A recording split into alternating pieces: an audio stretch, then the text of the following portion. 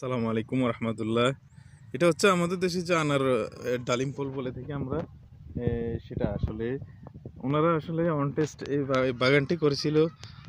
আসলে আজকে 1 বছর হয়েছে। আসলে অবিশ্বাস্য ফল এসেছে এবং মাশাল্লাহ না দেখলে বিশ্বাস হবে না। আর মিষ্টির পরিমাণটা এবং সুস্বাদু।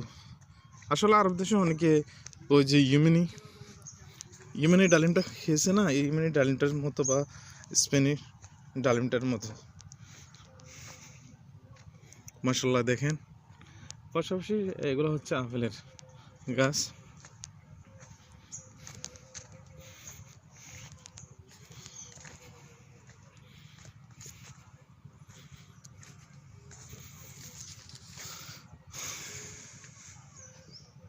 মাশাল্লাহ দেখেন, পাশাপাশি পেঁপে চাষটা, একটা পেঁপে মাশাল্লাহ 4 কেজি 3-4 কেজির উপরে হবে।